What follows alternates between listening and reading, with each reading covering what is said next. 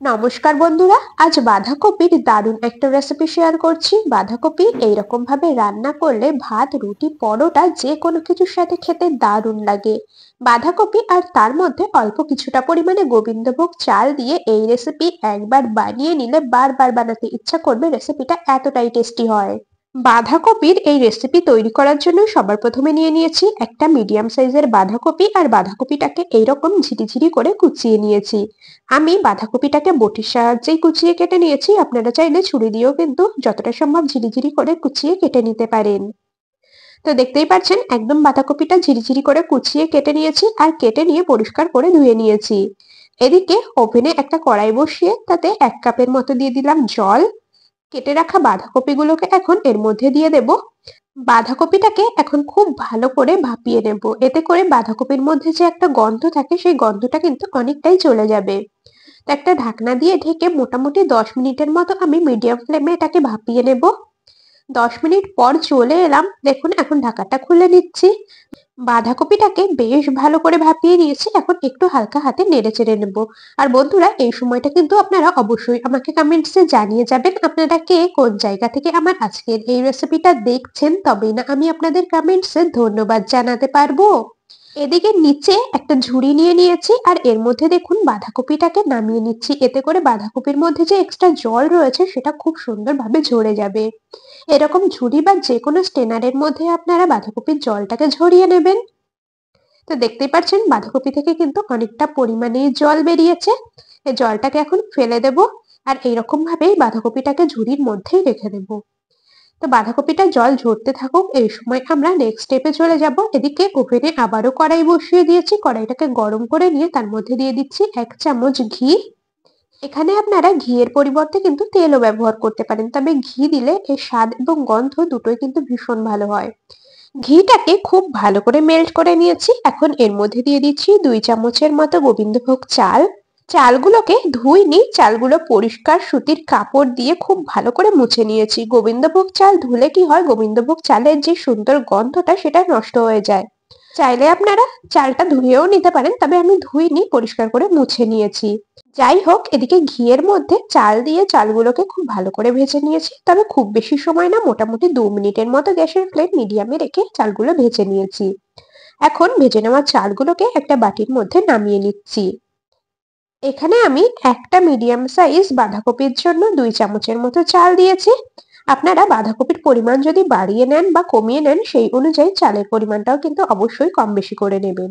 এখন বাটিটাকে সাইডে সরিয়ে রাখবো। এদিকে ওভেনে আবারও কড়াই বসিয়ে দিয়ে তার মধ্যে দিয়ে দিচ্ছি পরিমাণ মতো সর্ষের তেল। চাইলে আপনারা এখানে সাদা তেলেও রান্নাটা করতে পারেন। তেল দিয়ে দিয়েছি, এখন ফোড়নে দিয়ে দিচ্ছি ওই মোটামুটি 1 চামচের মতো 5 ফোড়ন, আর দিয়ে দিলাম তেজপাতা আর একটা শুকনো লঙ্কা। ফোড়নটা খুব ভালো করে কিছুক্ষণ ভেজে নেব, যতক্ষণ না ফোড়ন থেকে বেশ সুন্দর একটা গন্ধ বেরোচ্ছে। ফোড়নটাকে কিছুক্ষণ ভেজে নিয়েছি, সুন্দর গন্ধ বেরিয়েছে। এখন এর মধ্যে দিয়ে দিচ্ছি একটা মিডিয়াম সাইজের টুকরো করে কেটে রাখা টমেটো। টমেটো খুব ভালো করে নরম হয়ে যাওয়া পর্যন্ত টমেটোটাকে খুব ভালো করে ভেজে নিতে হবে। মোটামুটি 2 মিনিটের মতো টমেটো ভেজে নিয়েছি, আর টমেটোগুলো কিন্তু এখন সুন্দরভাবে নরম হয়ে গেছে। এখন এর মধ্যে দিয়ে দেব 1 চামচ আদা বাটা, আর দেব 5 থেকে 6টা মতো চেরা কাঁচা লঙ্কা। এখানে আপনারা নিজেদের টেস্ট অনুযায়ী কাঁচা লঙ্কার পরিমাণটা কম বেশি করে দিয়ে নেবেন। আমি 5 থেকে 6টার মতো কাঁচা লঙ্কা চিড়ে দিয়ে দিয়েছি। এখন খুব ভালো করে কিছুক্ষণ কষিয়ে নেব, যতক্ষণ না আদার কাঁচা গন্ধটা যাচ্ছে। খুব ভালো করে কিছুক্ষণ কষিয়ে নিয়েছি, আদা বাটার কাঁচা গন্ধটা অনেকটাই চলে গেছে। এখন এর মধ্যে দিয়ে দিচ্ছি আলু। এখানে আমি দুটো মিডিয়াম সাইজের আলুকে এরকম ডুমো ডুমো করে কেটে নিয়েছি। আপনারা চাইলে আলুটাকে আগে ভালো মতো করে ভেজে নিতে পারেন, তবে আমি আর এক্সট্রা করে ভেজে নিইনি, আলুটা এইরকম ভাবে মশলার মধ্যেই দিয়ে দিয়েছি। আলু দিয়েও খুব ভালো করে কষিয়ে নিতে হবে। আর এখন এর মধ্যে কিছু গুঁড়ো মশলা দিয়ে দেবো। প্রথমেই দিয়ে দিচ্ছি 1 চামচ জিরের গুঁড়ো, দিয়ে দিচ্ছি টেস্ট অনুযায়ী শুকনো লঙ্কার গুঁড়ো। এখানে আমি 1 চামচের থেকে সামান্য একটু বেশি দিয়েছি শুকনো লঙ্কার গুঁড়ো, এতে করে ঝালটাও যেমন হবে তেমন সুন্দর একটা রং আসবে। স্বাদ মতো দিয়ে দিচ্ছি লবণ, আর দিয়ে দিচ্ছি পরিমাণ মতো হলুদ গুঁড়ো। সমস্ত গুঁড়ো মশলাগুলোকে দিয়ে খুব ভালো করে নেড়েচেড়ে মিশিয়ে নেব, আর এইরকম ভাবে বেশ খানিকক্ষণ আরো কষিয়ে নেব, যতক্ষণ না গুঁড়ো মশলার কাঁচা গন্ধ যাচ্ছে আর মশলা থেকে সুন্দর তেল ছাড়ছে। তো তো এইরকম ভাবে বেশ কিছুক্ষণ কষিয়ে নিয়েছি। এখন এর মধ্যে দিয়ে দিচ্ছি বেশ খানিকটা পরিমাণে মটরশুঁটি বা কড়াইশুঁটি। কড়াইশুঁটি দিয়ে আবারও খুব ভালো করে মিশিয়ে নিচ্ছি। কড়াইশুঁটিগুলোকে দিয়ে খুব বেশি সময় আর কষাবার প্রয়োজন নেই, হালকা হাতে একটু নেড়েচেড়ে মিশিয়ে নিলেই হবে। কড়াইশুঁটি দিয়ে খুব ভালো করে সমস্ত কিছু একসাথে মিশিয়ে নিয়েছি। এখন এর মধ্যে দিয়ে দিচ্ছি ভাপিয়ে রাখা বাঁধাকপি। বাঁধাকপি দিয়ে আবারও একই রকম ভাবে সমস্ত কিছু মিশিয়ে নিতে হবে।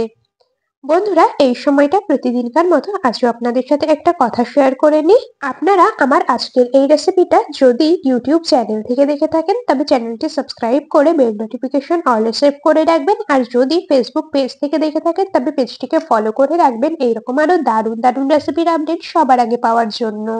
তো এইরকম ভাবে দেখুন খুব ভালো করে সমস্ত কিছু একসাথে মিশিয়ে নিয়েছি। আর বাঁধাকপিটা রান্না হতে তো একটু সময় লাগে, বাঁধাকপি সুন্দর মজিয়ে রান্না না করলে খেতে অতটা ভালো হয় না। তো এইভাবে সমস্ত কিছু একসাথে খুব ভালো করে মিশিয়ে নিয়েছি। এখন এটাকে ঢাকা দিয়ে কিছুক্ষণ রান্না করে নেব। এই সময়টা গ্যাসের ফ্লেমটা মিডিয়াম টু লোতেই রেখেছি, তো ঢাকা দিয়ে দিয়েছি। বাঁধাকপিটা রান্না হতে থাকুক, এদিকে আমরা বাকি কাজগুলো কমপ্লিট করে নিই। এখানে এই যে ঘিয়ে ভেজে নেওয়া গোবিন্দভোগ চালটা দেখুন নিয়ে নিয়েছি। চালটা এখন খুব ভালো মতো করে ঠান্ডা হয়ে গেছে। চালগুলোকে শিলনোড়ায় দিয়ে সুন্দর করে বেটে নেব। তো চালগুলো বেটে নিয়ে আপনাদেরকে দেখাচ্ছি।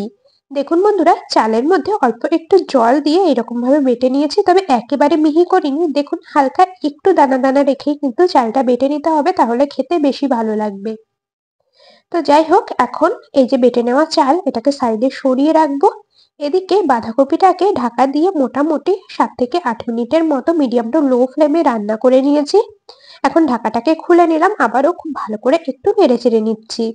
দেখুন বাঁধাকপিটা কিন্তু আগের থেকেই অনেকটাই মজে এসেছে, মানে বাঁধাকপিটা আগের থেকে অনেকটাই নরম হয়ে গেছে।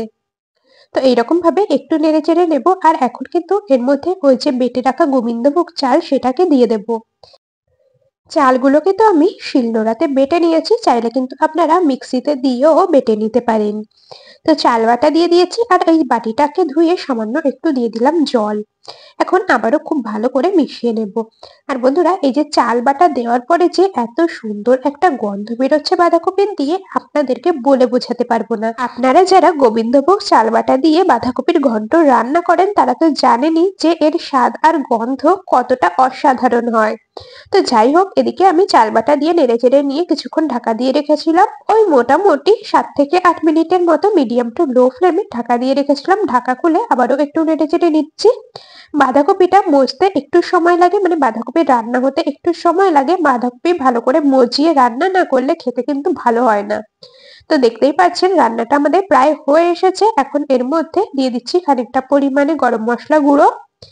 টেস্টের জন্য দিয়ে দিচ্ছি 1 চামচের মতো চিনি, আর দিয়ে দিচ্ছি 1 চামচ ঘি।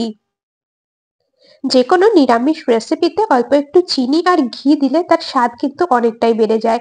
চাইলে আপনারা চিনিটা নাও দিতে পারেন, যারা চিনি খেতে পছন্দ করেন না তারা কিন্তু নাও দিতে পারেন। তো চিনি, ঘি আর গরম মশলা গুঁড়ো দিয়ে খুব ভালো করে আবারও মিশিয়ে নিচ্ছি। আশা করছি আপনারা দেখেই বুঝতে পারছেন বাঁধাকপির এই রেসিপি কতটা লোভনীয় লাগছে। দেখতে যতটা না লোভনীয় হয়েছে, খেতে কিন্তু তার থেকে অনেক বেশি সুস্বাদু হয় এই রেসিপি। বাঁধাকপির এই রেসিপি আমাদের পরিবেশন করার জন্য একদম রেডি হয়ে গেছে। এখন এটাকে একটা পাত্রে নামিয়ে নিচ্ছি। আর দেখুন দেখতে কতটা সুন্দর লাগছে। বন্ধুরা, আমাদের আজকের এই রেসিপিটা সম্পূর্ণ দেখার পর আপনাদের কেমন লাগলো অবশ্যই কমেন্টসে জানিয়ে যাবেন। যদি ভালো লেগে থাকে তবে ভিডিওটিতে একটি লাইক আর বন্ধুদের মধ্যে অনেক অনেক শেয়ার করে রাখবেন। আপনারা আমার আজকের এই রেসিপিটা দেখে যদি বাড়িতে তৈরি করেন সেটাও কিন্তু অবশ্যই আমাকে কমেন্টসে জানিয়ে যাবেন রেসিপিটা আপনাদের খাওয়ার পর কেমন লেগেছে। আমাদের আজকের এই রেসিপিটা সম্পূর্ণ দেখার জন্য আমার সকল বন্ধুদেরকে অসংখ্য ধন্যবাদ জানিয়ে আজ এখানেই শেষ করছি। আবার দেখা হবে পরবর্তী কোনো রেসিপির সাথে। ততক্ষণ সকলে ভালো থাকবেন, সুস্থ থাকবেন।